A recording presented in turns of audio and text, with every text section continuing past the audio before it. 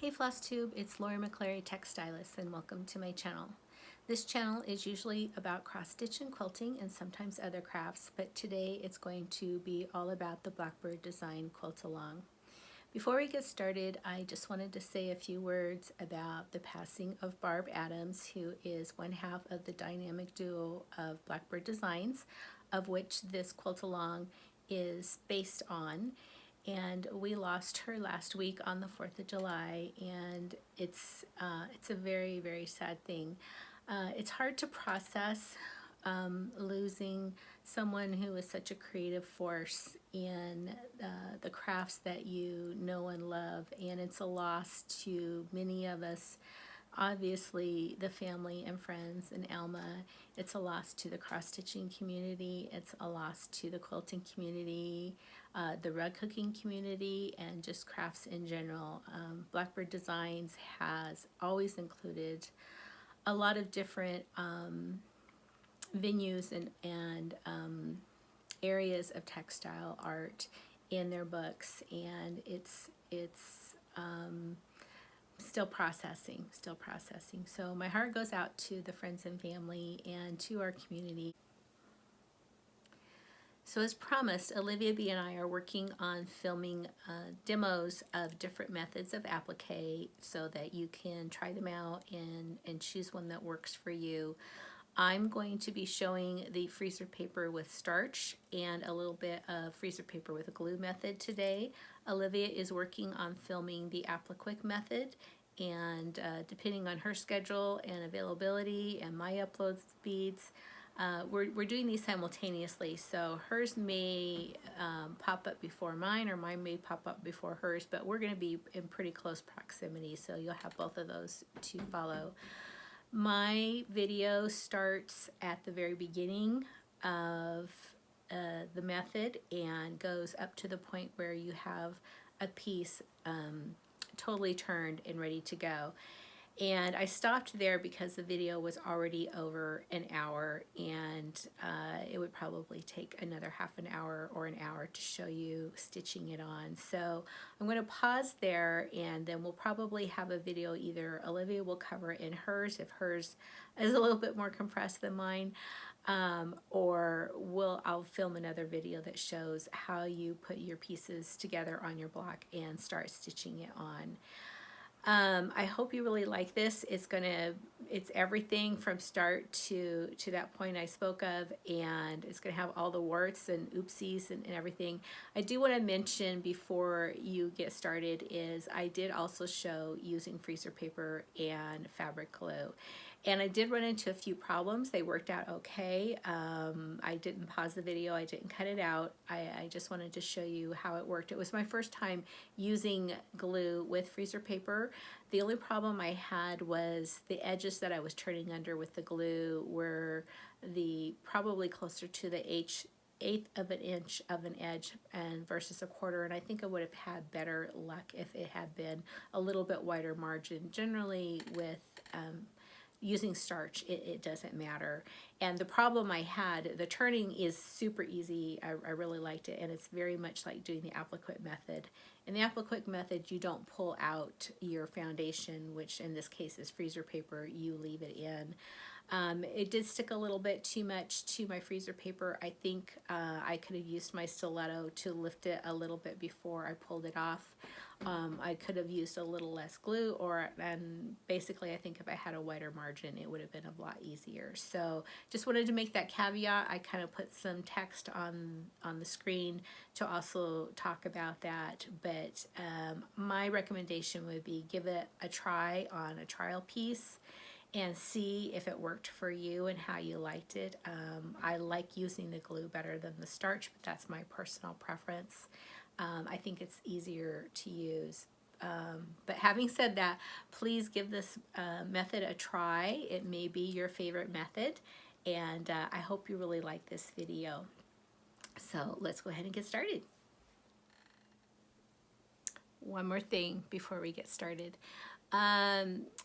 I did mention several times in the video, and I'll mention it again here up front, I am not the expert on any of these applique methods.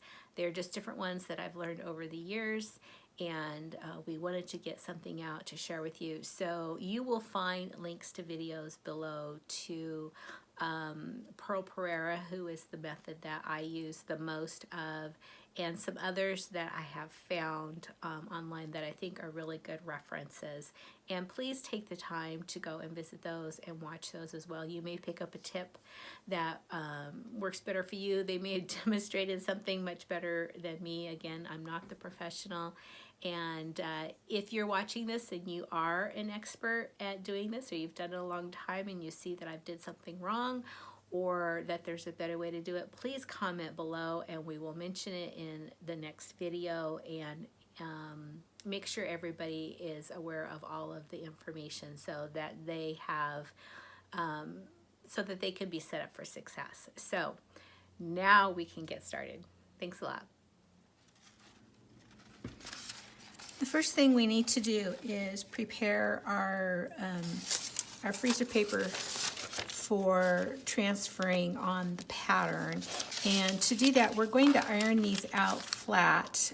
We're ironing them for a couple reasons. I want to get the curl out, but also because all freezer paper shrinks in one direction. So you want to shrink that paper before you trace your design so your design is not screwed. So we're going to do that with an iron. Always use an iron that doesn't have the steam holes. You can purchase these still new at Vermont Country Store. This is where I got this one. I think the ones they have now are white and not black. I've had this for several years and it's really nice. I do most of my quilt piece ironing with this particular iron. Pro tip, you always want to check your iron before you plug it in to make sure that you don't have any sticky residue on the iron, and if you do, you need to take care of it. It's very easy to do. You don't need to buy an expensive iron cleaner. You just need to get yourself some clean foil and roll it up in a ball like this, and then wherever you have some residue, you just very gently go through and with a little bit of pressure, not a whole lot, just a little bit of pressure, just in a circular motion, you can go through and clean your iron. I always try to do this before I start because I always forget when I'm done with the project, when I'm putting things away. So don't do this if you have an iron that has a Teflon bottom. This is not, this is a regular stainless steel iron. It's just, if you do it before you start, you're going to save yourself some headache where you might transfer inadvertently some sticky stuff or something from the bottom of your iron onto either your fabric or your pattern. So I'm going to go ahead and plug this in real quick. And while that is warming up, I'm going to talk a little bit about your marker. I showed earlier that I used a Copic marker, and I was using it, but I've actually since changed only because the Copic, the ink was sinking into the paper so quickly I was running out of ink. So I have switched over to the Sharpie, and I'll probably continue to use these. So you want to get a Sharpie indelible marker. I use the extra fine point marker. And what you do want to do before you start using your marker, particularly if you're using a different brand, is you want to make sure that it's going to mark on the shiny side, the side that has the wax. So just do a little test there and let it dry. And then the second thing you want to do is make sure that that's not going to smear. Some of them will mark, but they'll smear. You don't want your ink to smear. So make sure you have one that doesn't smear. And of course, the Sharpie works really well. So I'm going to go ahead and put this on my firm ironing surface. This particular mat is, like I said, an Omni Grid mat. It has a cutting mat on one side and a ironing surface on the other. It's about 8.5 by 11 size. It folds up. It's really nice because you can take it to classes, and it's just the perfect size to do applique. And I'm going ahead, and I use this one strictly for applique. I don't typically use it for other things. I'm going to go ahead and put my paper on there, and I'm going to start in the middle, and I'm going to iron this out flat and also to shrink it. It will stick to your board a little bit, but don't worry, it's not going to hurt the paper or the stickiness of the paper, and it's not going to hurt your surface. So I'm just going to peel that off there and set that aside. And we're going to use 2 sheets for every set of templates because the double thickness is going to make your template stiff enough to give you a good crease on your design when you're going ahead and ironing it to your fabric. So I'm going to go ahead and do that. I'm going to let that cool for a second. I do want to show you that there are other things on the market that you can purchase. You don't have to get the roll of freezer paper and cut that apart, although that is going to be your least expensive method by many, many dollars. Here's a couple of examples of pre-cut freezer paper that you can purchase. This one is Quilter's Paradise, and this one is C. Jenkins. There's a couple pluses and minuses about this. The minus, of course, is that it is more expensive, but it's definitely a lot more convenient to use. Both of these papers you can put through your inkjet printer. You cannot use these on a laser printer. Make sure that you have an inkjet printer. And so if you have a design that's already in a PDF form or you scan in the design, you will probably need to flip it, but you can put these through your printer and print them out, and that just kind of saves you the steps that we're going through right now. Really make sure you're following the instructions on these particular products because you don't want to put them in the wrong way and ruin your printer, but they are a lot more convenient. You also will still need to pre-treat these, meaning that you'll need to iron them out so that they can shrink before you put your design on them. So let's go ahead and peel this off of here, and I think we're ready to start tracing. The next thing we're going to do is we're going to start tracing out our design, and I'm going to do the Magpie Block 4 from the In the Meadow book. One of the things you want to do is pay attention to where some of the designs might overlap. Here it's meant to overlap so that you know that if you look at the template up here, the graph of how to lay out your pattern, that E goes over F. So you may want to mark that on your templates. You'll also notice that the templates will have usually a number or a letter, and it will tell you how many to cut. So you'll want to make a separate template for each of the ones. Now I'm not going to trace this exactly because these need to be separate pieces. So very often for convenience and for saving space in a book, they will overlap the parts so that they can get more on a page. Do not trace them that way. That's not how they're intended. They're intended, they mush them up together so that they can get more on the page. But also they may show them together like this one where they show that they overlap. Up here is the layout graphic, and let's talk about this a little bit. This one tells us that each square equals an inch. And so you can eyeball how you're going to lay out your block. We know that the block, according to the instructions, say that it's going to be a 14-inch finish. So I know that this is 14 inches, or if I count out the squares, it's going to count out to 14 squares. You can take this and enlarge it.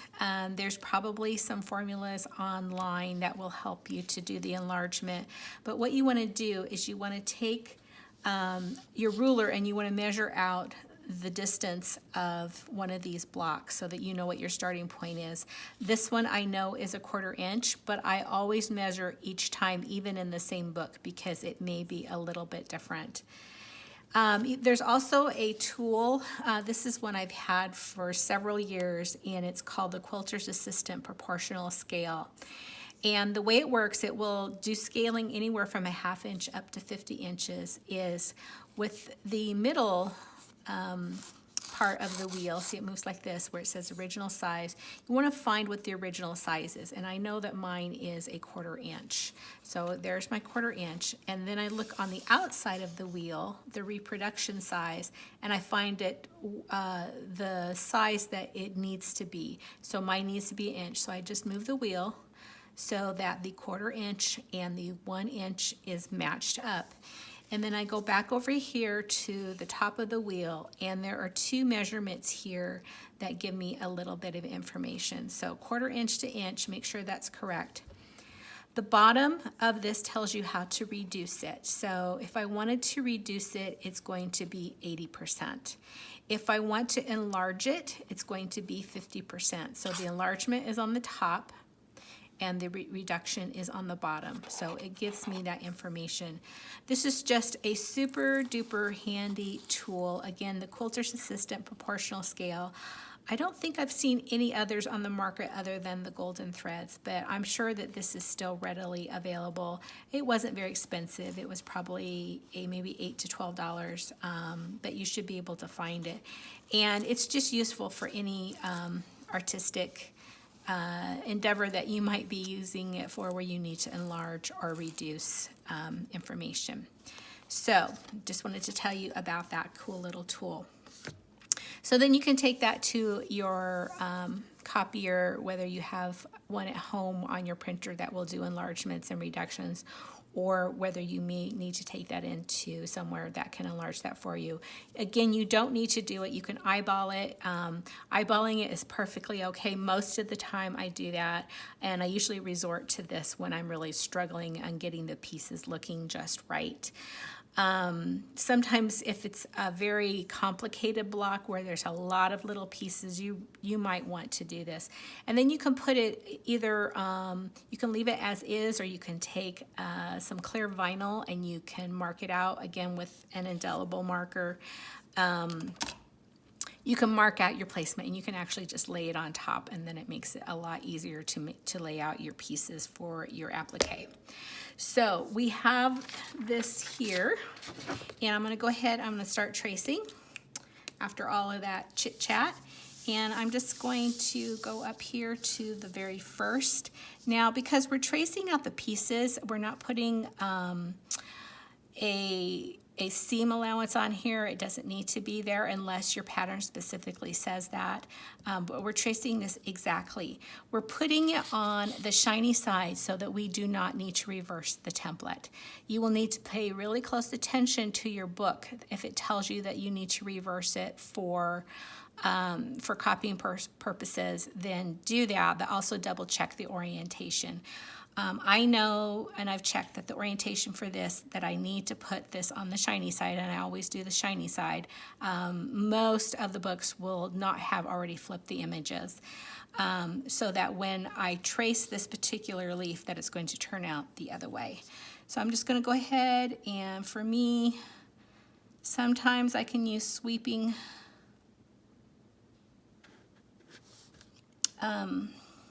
lines, and sometimes I have to do little short ones.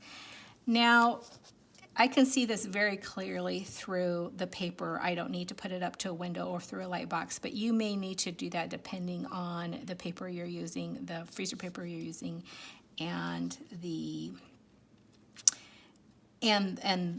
particular book that you're doing it from. So here I got a little bit inside the line. I'm just going to go back over it and get outside the line. It's not critical. It's exactly on the line. Don't stress yourself out if it's just a little bit off. Just make sure that it looks okay. The great thing about Blackbird Designs is that their pieces are usually large, and they're very forgiving. They are more folk art than precise, like maybe a Baltimore album quilt might be. So just go ahead and trace that out. Make sure that you take the information from the piece that this is a number D and it says cut 1. So I'm just going to put a D, and then whatever makes sense to you. If you need to put cut 1 on here, that's fine. I typically don't put any numbers on mine unless I know that I need to do several of a particular piece. Usually it's a berry that I need to do. So basically just fill your sheet up with as many designs as will fit on the sheet, and then we're going to go to the next step.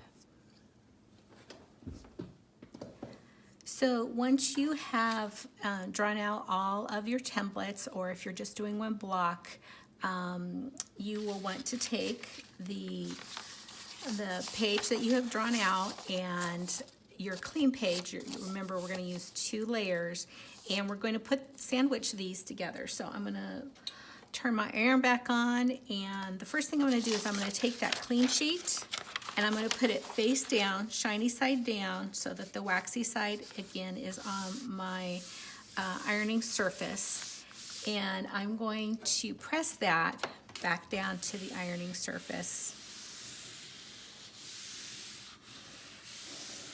so that it's stuck there. And then I'm going to take the marked side and I'm going to turn it again shiny side down. Remember, we marked on the shiny side of this paper, and I'm going to lay that on top. So this is kind of important. Shiny side down, shiny side down. And what we're ending up doing is we're sandwiching that marking in between the 2 different pieces of wax paper. So we're giving it some really good stability because we're using 2 layers. We're sandwiching the ink in between the 2 wax papers. And then once we do this, once we've ironed them together, we'll be able to cut them out. So again, I'm always starting from the middle and kind of ironing out as I'm putting, whether you're getting it ready or whether you're ironing the 2 together. Mostly so that I can make sure I don't have any wrinkles in there, that there's no bubbles or anything like that. And I'm just going to iron these 2 together.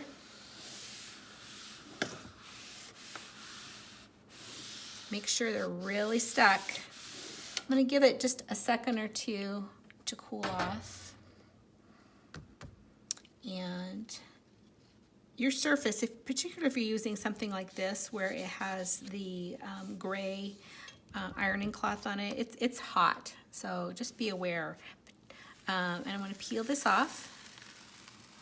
I'm going to go through and I'm going to do that with all of my templates. You can hear it's pretty stiff. I'm going to let them cool.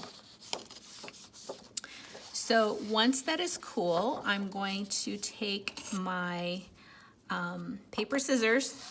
I'm going to harp on this a lot. Please do not use your good scissors for cutting this out. And I usually start out by separating out the pieces so that they're smaller and easier to cut. So here is a circle. You know what? There was something I wanted to tell you about a circle, so I'm going to pause here and I'm going to get a few little helpful things about circles, and I'm going to come right back. Okay, both when you're tracing and when you're cutting out your circles, and many of Blackbird design patterns are going to call for berries. So there's a few things that can help.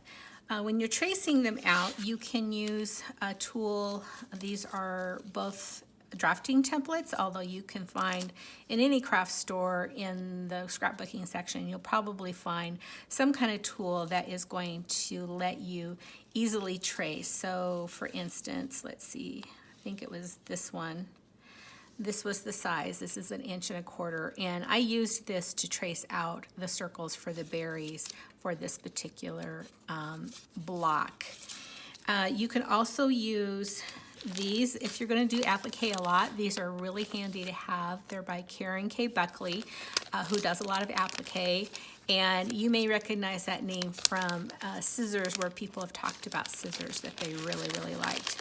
These are going to do double duty because not only can you trace out different sizes of circles, and it comes with a ring, so you can put these on a ring, but you can also do these in using the method that you would use to do similar to hexagons, where you can sit them down, trace them out, and then you can use them to be the firm surface that you make your circle, where you stitch around the outside and pull them and then iron them. These are made out of a material that is not going to melt if you iron them.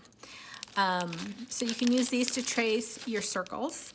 You can, when you get to the point where you're going to cut them out, if you have a hole punch that is the correct size, this one is not the correct size, but you could go through and you could punch out your circles for perfect circles.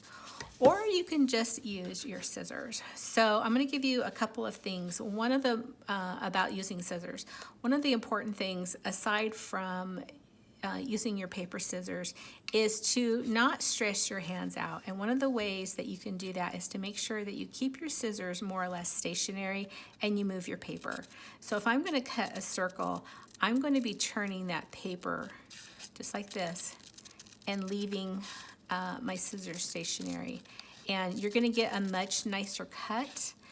It's going to help you in the little shortcuts, which I'm doing here, and it's going to help you also with the long cuts.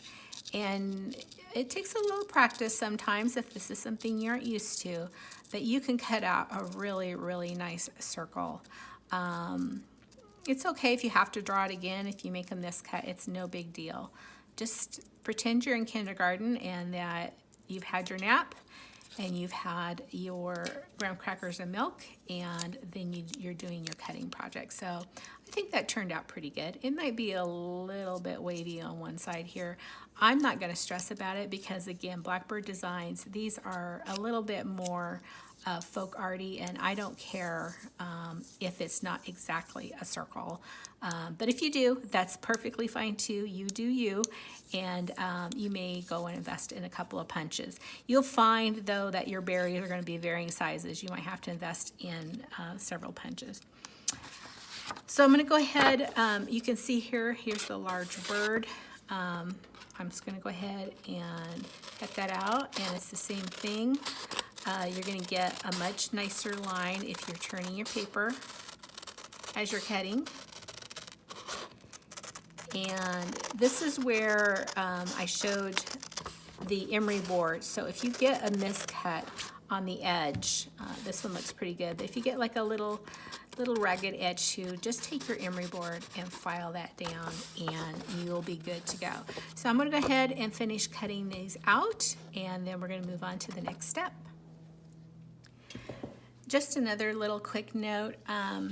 I am notorious for once I've cut something out, I often lose the little pieces. So what I've learned to do is find something where as soon as I've cut these out, I go back and I double check the page that I've copied them from. I make sure I have all of the right numbers of things that have a multiple shape or multiples of the same shape. So it has 3 berries, I have 3 berries. I go back and double check, and then I put them in some type of sleeve or container. You can use what I've used here, which is just an Avery sheet protector. Because these pieces are big, this is the biggest one I have, but if you have some leftover cellophane protectors that something came in, particularly those ones that have those really nasty sticky things on the top, just cut that off. Just cut that sticky part off. It'll leave a little bit of a lip of the cellophane, but they are a good size if they're the 8.5 by 11 to put these in. And I do one for each block, and I may even go through and with my label maker or some washi tape or something, I will put which block that is on my sheet. You may not ever use these again, but they are usable several times, usually between 10 and 15, maybe even 20, depending times that you can use a particular shape. If it's a block where you're doing the same block over and over, you only need to make that template once for that entire quilt, because if you're using it, let's say for a 4 square, which some of the Blackbird Designs, it's the same pattern in 4 different blocks, you can use that many times. You only need to do the block templates one time. Next comes the really fun part, and that is picking out which of the fabrics that I'm going to use for my particular block. Now, you may have done this already ahead of time as you were sorting through your fabrics. I have a stack right here. Most of these are a fat quarter because that will work pretty well for this particular quilt. And then I have some backgrounds. And so this is the block that I'm going to be doing. This is the Magpie. and I'm going to pick out which of these I'm going to use. And I think I'm going to choose the lighter background for my block. This is kind of a busy background. I like it. I think it's really fun. I think this is going to give a lot of interest and texture to the background of this particular block. So I'm going to choose this for my background. And I think I'm going to choose my leaves next. Now, you don't need to restrict yourself to the colors that are showing here. Kind of think outside the box and use your imagination about the colors that you're going to use. I do think that I want to use this green right here. I'm going to use that for this leaf right there. So there's that leaf. And I think I'm going to use a little bit different color for each one of these. Shown here, it looked like they used the same fabric for both of those, and I might do that, but I'm not sure. But I do think I'm going to use this darker green for this leaf down here. It's not going to show up as a true green depending on where I place it, so I might be a little bit fussy about which part of this design that I put on there. And I may change my mind halfway through the process. I may actually even cut it out and then lay it out and decide, no, that's not really what I want. So I think I want one of the corals for, I'm going to use a coral in both places. So maybe because I'm going to do the bird, let's pick the bird first. That's kind of my focus. I think I'm going to use, I think I'm going to use this one as the main part of the bird. And I'm not going to use the other coral. I'm going to use something that's a little bit brighter. So I think I'm going to use this teal.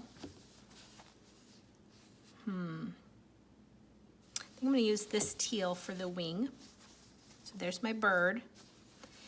And so because I'm going to use those two colors for my bird, I think I'm going to make this a teal robin's egg blue flower. So that's my flower. So I'm going to put those together over here and kind of see how I like that. Now I'm looking at this, and remember I wanted to do this as this part right here. I'm just not seeing a whole lot of contrast. So I can either do a couple things. I can put this one together and do that. I can change this color, or I can change it all together. And I think what I'll do, I think what I'll do is I'm going to make that one right there. So I'm going to continue to play with this, and we're going to put it together, and then we'll see what it looks like. Okay, so for purposes of demonstration, I'm going to use the bird shape for a couple of reasons. One, it has a point, and it also has an inside curve here, and then it also has some long sweeping and skinny different pieces. So we're going to use this. This is the shiny side that we're looking at. Always make sure that you have pressed your fabric. You don't want any wrinkles in the fabric, even especially if it's a crease like this, but always press your fabric. This is a time that you can use a little bit of the product called Flatter. It's a personal choice whether you want to use starch or not. Some people like it because it gives them the sharp edge before they turn it. I think that you want your fabric to be flexible and move before you turn it. So it's totally up to you. I've just pressed this before I'm going to put this on here. The second thing that is pretty important when you're doing applique, regardless of the kind of applique that you're going to do, is you want to cut your pieces out on the bias. So your bias is your diagonal. So here, I'm terrible. I can't remember which is the warp and the weft, but I will put it on screen here. So, but your bias is your diagonal part. And so if you pull your fabric this way, you might get a little bit of stretch, a very little bit of stretch. If you pull your fabric this way, you're not going to get a whole lot of stretch. These are your stronger threads. But if you pull it on the bias, you're going to get a ton of stretch, and we want to take advantage of that.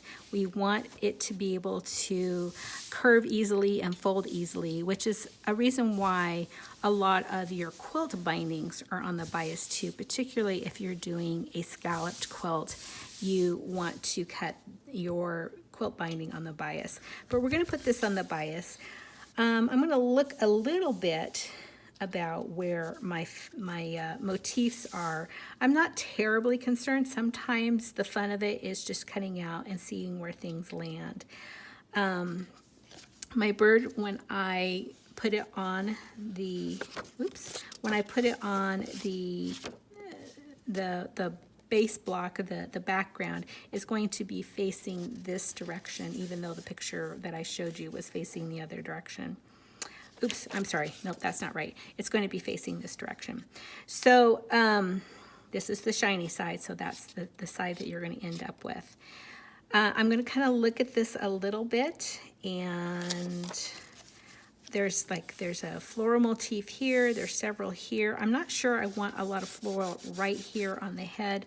I probably want it more in the body, and so I'm going to, again, try to place it on the bias. And bias goes both directions, not just that way. It also goes that way. So I'm going to put this on the bias. I'm going to kind of fussy it a little bit here. Can I get that up there? Maybe I will put it up there. What you do want to do is you want to have at least a 1/4 inch seam allowance all around, because that is how we're going to cut it out. And I think if I move it there, so there we go. And I'm going to iron this on. Remember, this is the sticky side down. And I'm going to iron this on.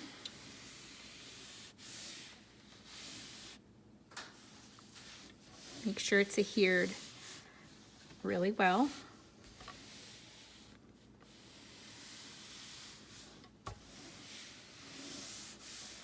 If you're using the same fabric for many things, you can go ahead and iron on the other motifs. I think I'm going to do one of the berries in this pretty floral. So I'm going to grab a berry, maybe 2.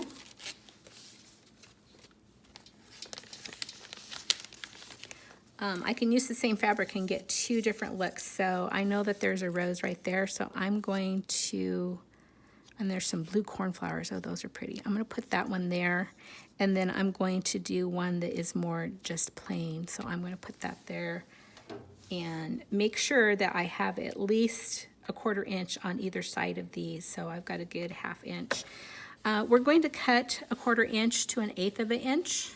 So the 1/4 inch is, of course, 1/4 of 1 inch, and then 1/8 is 1/2 of a 1/4. So I have these on, and I'm going to take my good scissors, my fabric scissors, probably not these. These are too tiny, and I'm going to be cutting forever. I'm going to take these. These are a little bit longer. And these are my Applique scissors. These are really nice. They are an investment. They are surgical stainless steel, which is really good news for those of you who have allergies to metal. But they're also ergonomic, and so they're made to have your forefinger here, your 2 fingers in here, and this is for your middle finger. And again, it takes the stress off your hands. It's hard to explain until you really try them. They are amazing. And I'm going to go ahead and I'm going to start cutting out my shapes. I'm going to go ahead and, again, I'm going to do kind of a rough cut just to get those out of my fabric so that I can work with them a little bit easier. And again, I'm going to cut a 1/4, 1/8 to a 1/4 of an inch away from my circle, using the same method that we used before, where you're turning your fabric, or you're turning what you're cutting, and you're leaving your scissors stationary. I need some music to play while I'm doing this. Okay, so it's not as critical that that is exact, but you basically want the 1/4 to the 1/8. This right here, I got a little close, but that is about 1/8 of an inch. If you're unsure about your measurements, you can take a ruler, and I've done this before. I do it sometimes for when I'm doing blanket stitches or where I'm a little unsure about my measurements. And this is just me. You don't have to do this. You can put some tape on your fingernail and you can make marks. But what I might do is I might go through here and say, this is the 1/4 inch, this is the 1/8 inch. There's the other edge of the 1/4 inch. And that way I've always have my thumb here, and I can kind of have this visual gauge as I'm going along.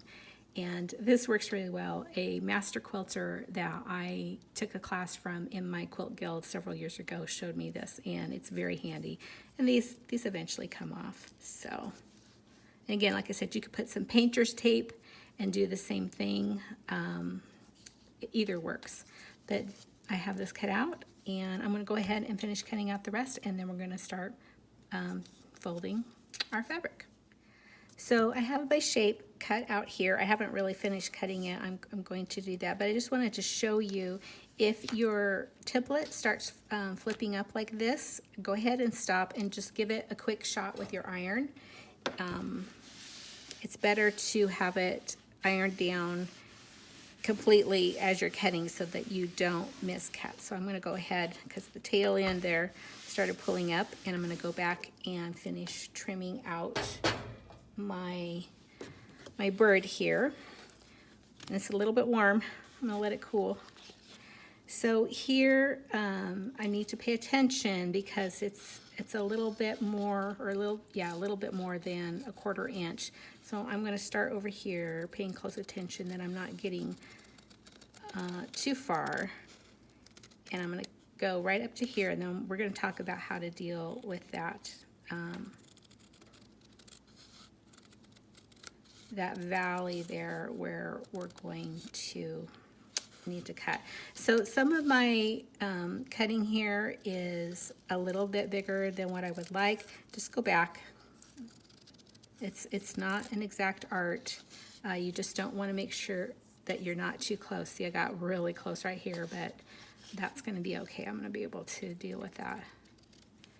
I'm going to do the same thing here. I'm going to kind of take off that little corner.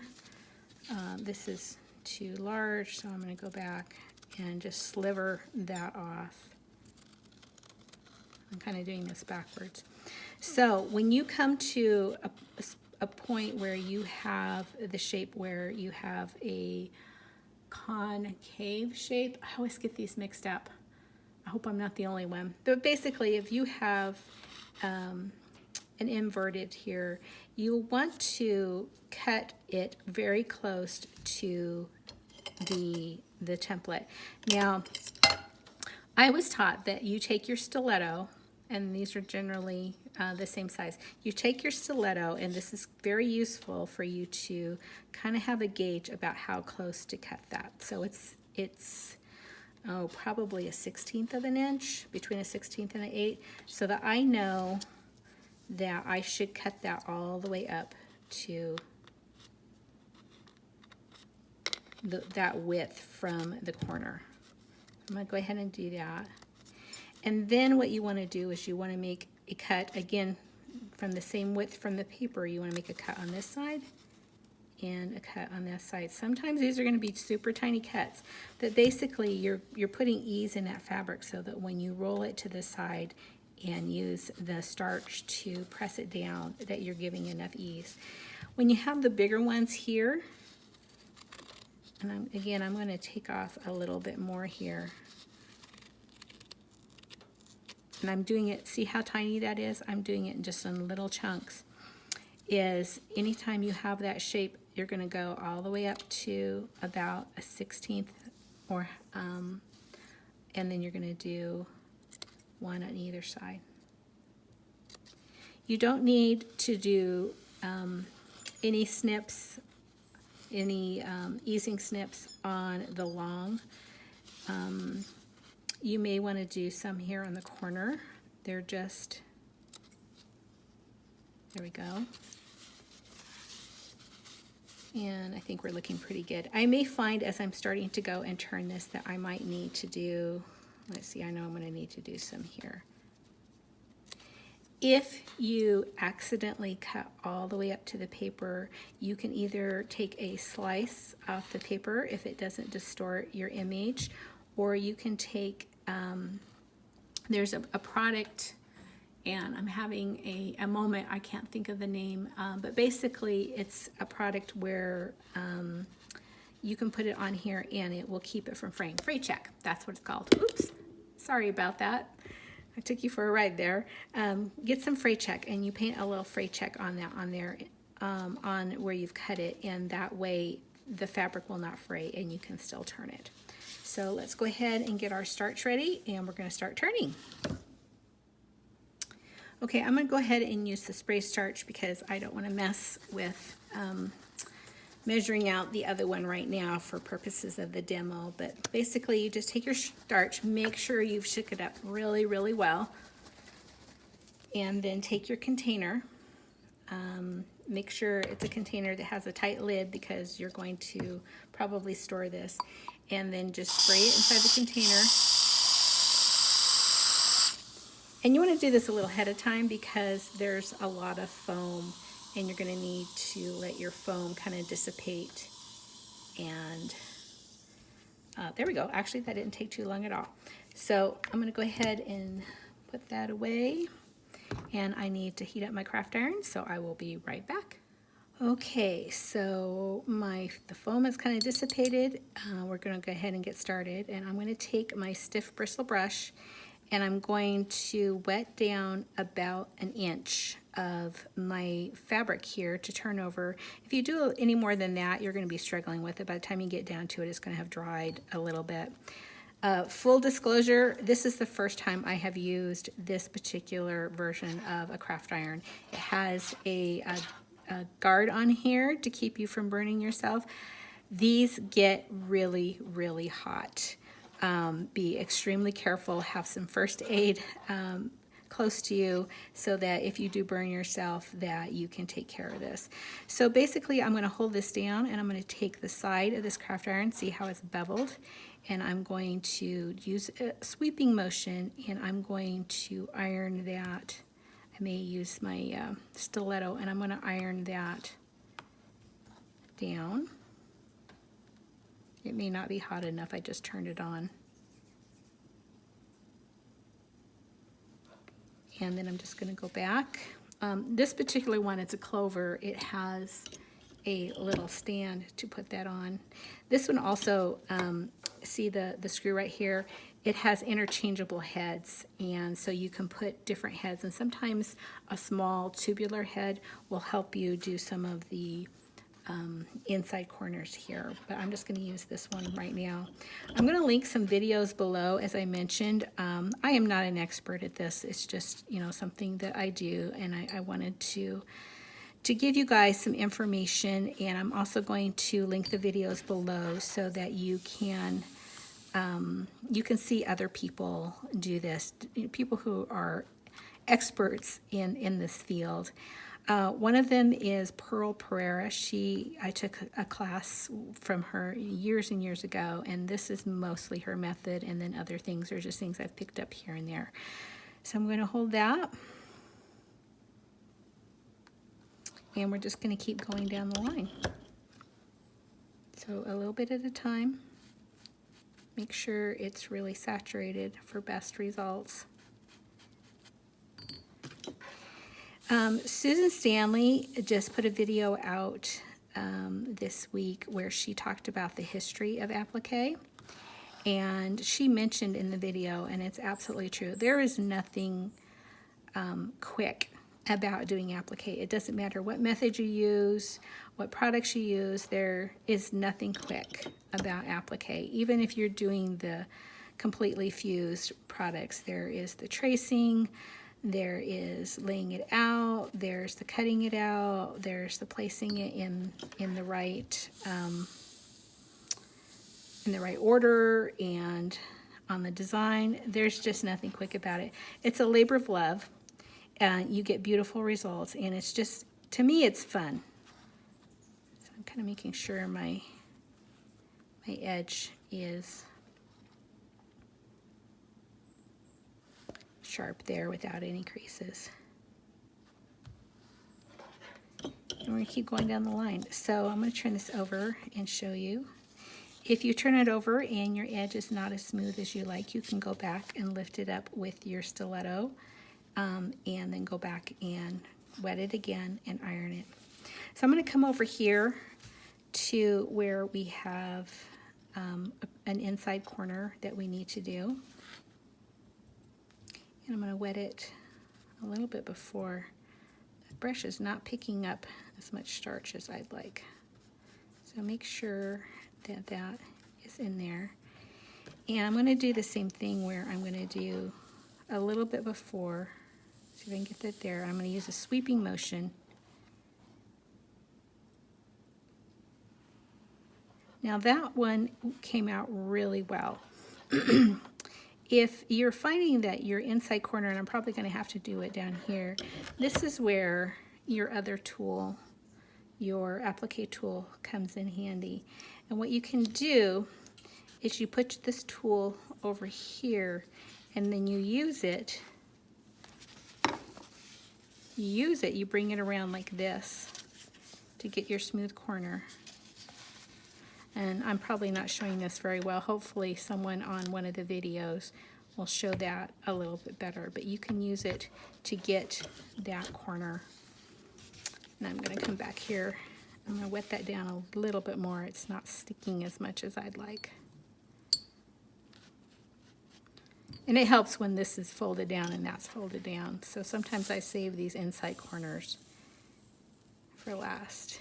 Now because this is on the bias, and because I've clipped it, it's going to ease that corner in there.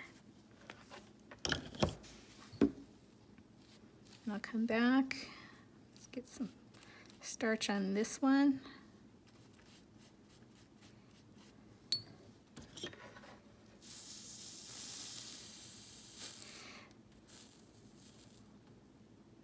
Keep these fingers out of the way.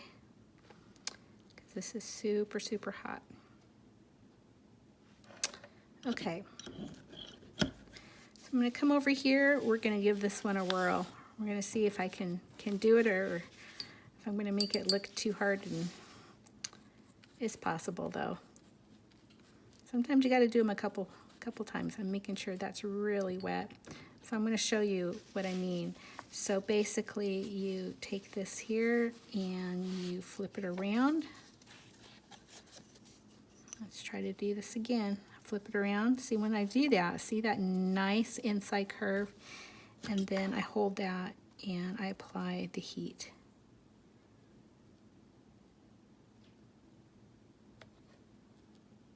Watch that finger underneath.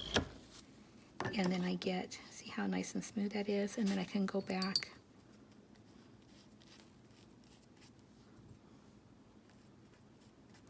Now, if you are a very, very experienced appliquer with this method in particular, and you see something that you have a better way of doing it, or you're like, Lori, you're making this way too hard on yourself, please comment below.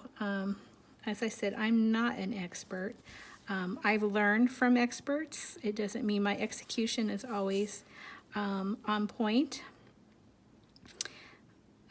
Again, I just wanted to get information out there. There were so many people who expressed interest in learning how to do that, and if they don't learn it from me, or it's not the best, I'm not showing the best way to do it, I have no investment in being right. I would rather be accurate, and I would rather the information the right way, or a better way to be shown.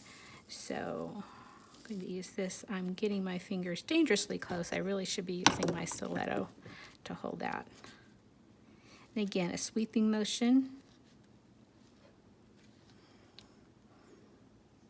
This seems like we're really kind of stretching the fabric to its limit and that it may come undone, but once you stitch it down, it's not going to. This is not unusual to have that small of a seam on your pieces.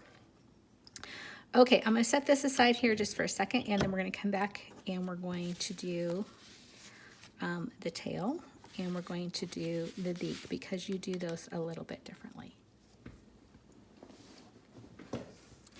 Okay, I'm coming up on this little tail here, and I'm just going to get that really saturated there. And again, it's always using a sweeping motion. I'm getting that nice sizzle, and just use the edge of the iron and your stiletto to move things around, and you can hold that with your stiletto to get that nice crease with your iron. This is going to take some practice. I haven't done it in a while, so I'm a little bit rusty, and don't worry if you don't get it right the first time. You can go back and you can either lift it and you can put some more starch on it and keep going.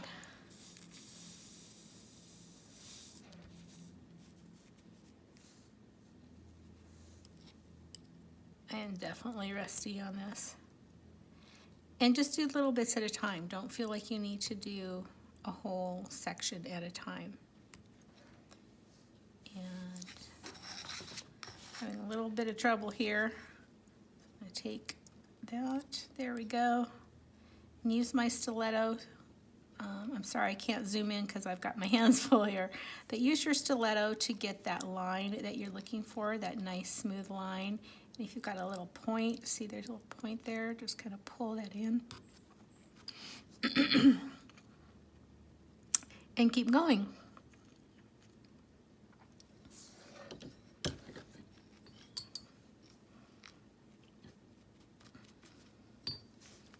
So I'm going to pull that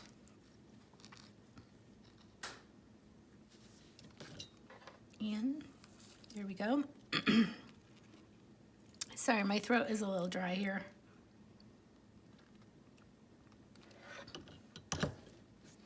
See how I've got this little point? I'm just going to keep pulling that in with my stiletto. Don't touch this, it's going to be very hot.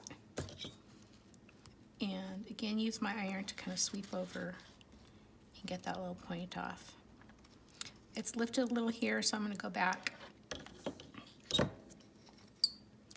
Give that just a little bit more starch.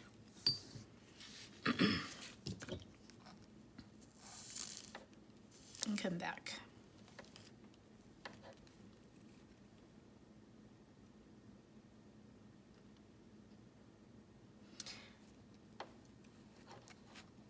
I don't know if this is an old can of starch.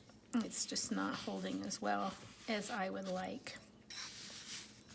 So I'm going to come back here and again give this a little dousing and pull that in with my stiletto and iron.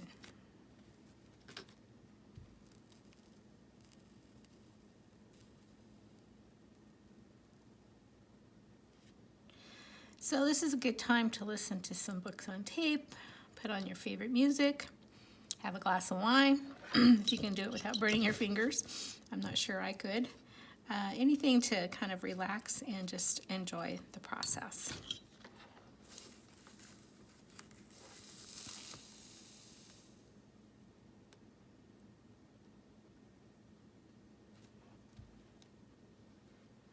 So let it cool for a moment.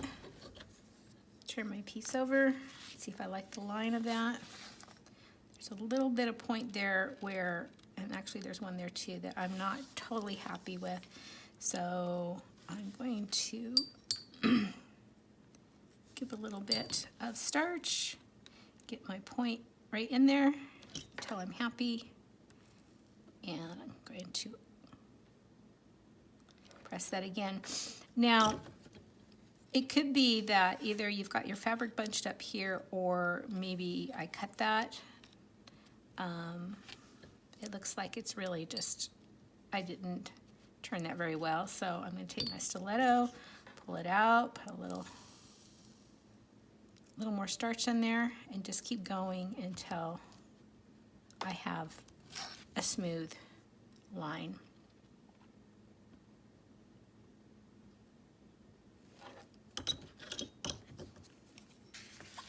So let's look at it now. Yeah, that's much, much better. And I'm going to continue on. Now I'm going to show you how to do your points. And let me think about this a minute. If you are right-handed, you want to do your points this side first and this side second. If you're a left-handed stitcher, you do this side first and that side second. And what you're going to do is just like doing any other little straightaway. Go ahead and put your starch on there and use a sweeping motion, and make sure you're getting it right up there to the point.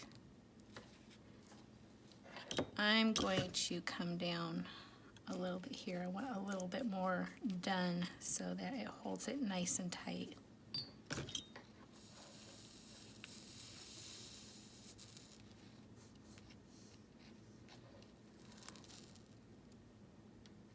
And make sure that's smooth.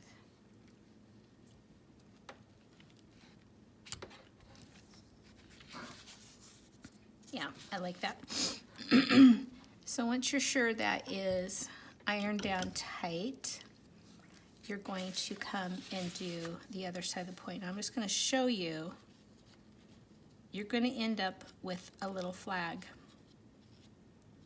You want to leave that little flag. You don't cut that off. You leave that little flag, and you're going to leave that little flag until you stitch it down, and then you're going to pull that flag in. So let's go ahead and show you what that means.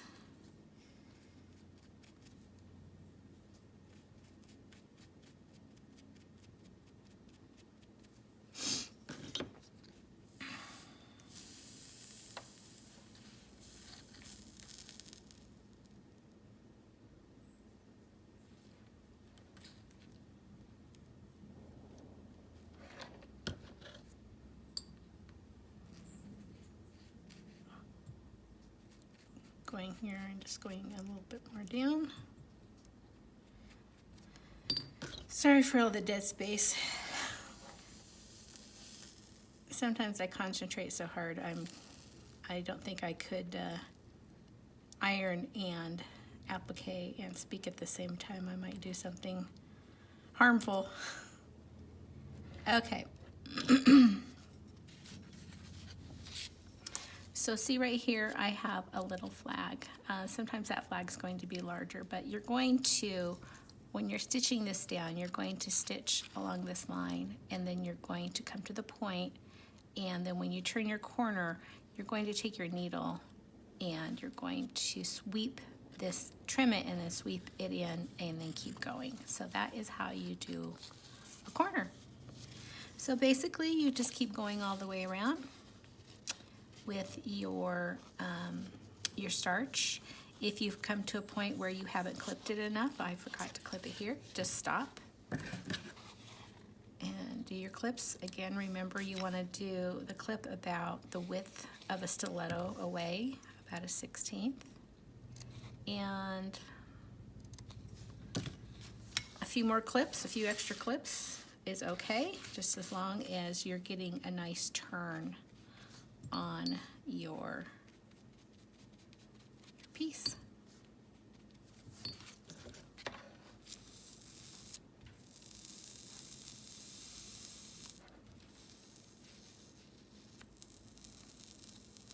Use your stiletto as a finger and pull that in as you need to. Using a sweeping motion or a folding motion with your iron will help.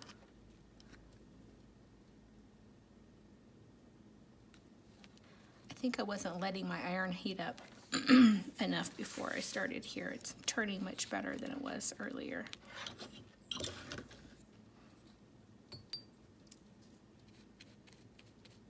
And then keep going. This isn't making any sense. Again, as I said, I'm going to put some video links down below.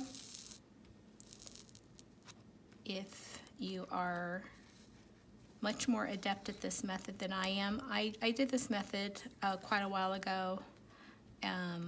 Since I discovered the Applique tools, which I find much easier for me to use, I don't do this method anymore. So I said I'm a little rusty.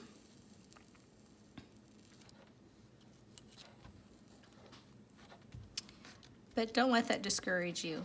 You may be very adept at this particular one. So I don't have this all the way around, but you can see I do have some nice smooth edges. And I'm going to have this beautiful, oh, I love where the flower turned out.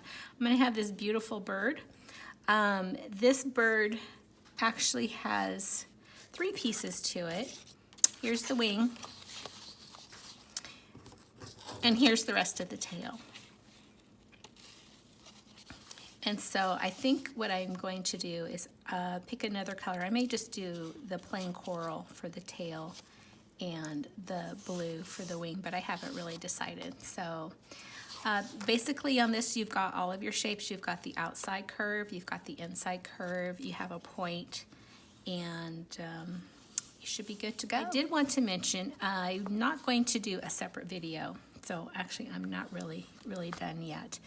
But you can use the same method. If you don't want to use starch, you can use glue. And I'm going to find my glue stick. Hold, please. Okay, so I'm going to show you how you use the freezer paper with fabric glue. And what I'm going to use today is a Sewline fabric glue pen. Full disclosure, I've never tried this together. This is going to be kind of a cross between how Applique uses it and using the freezer paper method. But basically, we're going to take our glue stick, and this comes with different colors of glue. I like the blue. I believe it comes in a pink and something else. But what you do is you just put a little line of glue on your fabric. Again, it's probably best to only do a little bit at a time. And it's basically the same principle. You are ironing that down. Oh gosh, I really like that. You're ironing that down, and that provides a temporary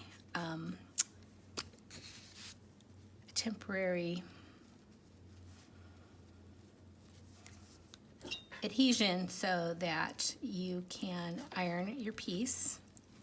Oh gosh, folks, I'm really liking this. I hope you've stuck with me this long just so that you can see how this works.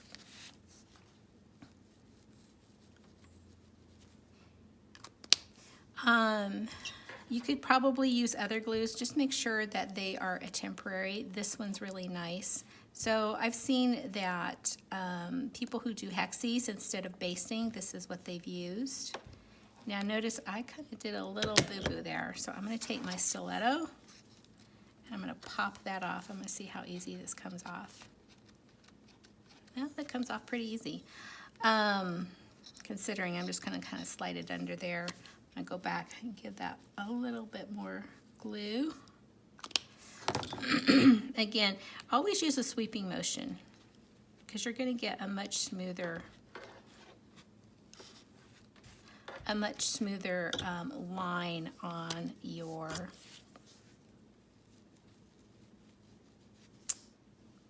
and I don't have this snipped. I'm going to go. It's a very slight curve, but you still want to snip it.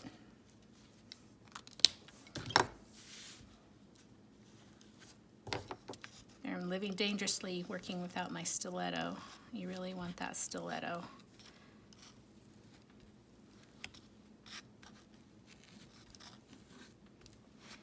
And then again, you just want to stop every once in a while and see how your line's going. That looks really nice. Let's go over here and let's finish this one. So whether you're using starch, whether you're using the fabric glue, you're basically just trying to get this down. Okay, so once you have turned everything under and you're really happy with the lines that you have, and you've went through and checked for all of your points and you're good to go, you want to go ahead and turn it over like this, and you want to give it a final press with your larger iron to really set those creases in. And it may look like I'm ironing. I'm not really ironing. I'm lifting it up and I'm pressing. Pressing is different than ironing. Pressing means you're really putting your weight down and you're moving it around. Ironing is like this, like you would iron a shirt. This is pressing. So you want to get this warmed up. It's going to be hot, so kind of wait for it to cool down a little bit. When it's warm, it's a lot easier to go through and pull off this piece. This is still a little hot. That's kind of why I'm holding it gingerly here. You'll also notice I wanted to show you that I did not turn the edges under because these feet will be going underneath a leaf. So those are not turned under. That might be a good place for me to start to pull my freezer paper template off. So I'm going to get here and we're going to pull it out. The warmer it is, the easier it should be to pull, and it is really stuck there. So here we go. So I'm going to pull this off. Now don't be scared that it's lifting up. That's kind of what you want it to do right now. So I'm pulling this off, and it looks like the glue part where I glued it instead of using starch pulled away pretty easily. I've not done that part before, so I'm not sure about that one. Well, here I think I used the glue. It was a little bit stiffer. So I'm going to pull that away. Oh, nope, there it goes. I'm going to pull that out. If it gets stuck, go ahead and set it back down and warm it up a little bit, like I'm going to do here.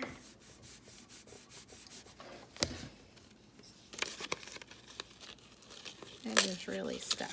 That might be the drawback from the glue, but it seems to be coming off. So I'm going to pull that off. I'm going to go back down and lay this down. So there with the glue. Turn that under. I really kind of pulled hard on that, so you do need to be a little bit cautious. And go back and iron that down. Oh, well, that was a good experiment. So using the glue, probably not as easy to get it back off. Live and learn. I'm going to research that a little bit better because I know I've seen people do that. Maybe they were not ironing it as I was. Maybe they were just pressing it. But I'm pretty sure I've seen them do that with hexes and stuff. Now, the difference also may be that the hexes are using, that works just fine. The hexes are using a wider margin, and they're not necessarily doing it on the bias.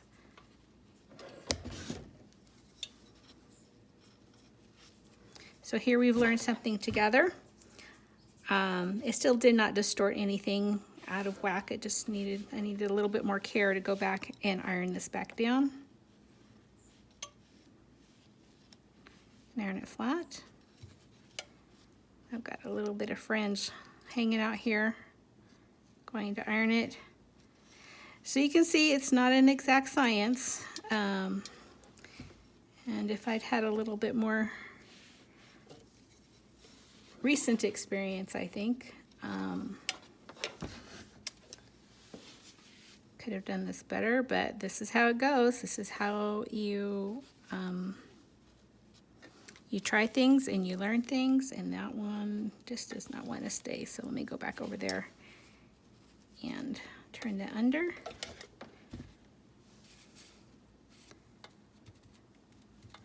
There we go. Oops, it's still not wanting to go under. So I'm going to futz with this a little bit, and I'm going to use my stiletto to turn that under because this is very hot. I'm using my big iron, so it's a little bit more challenging.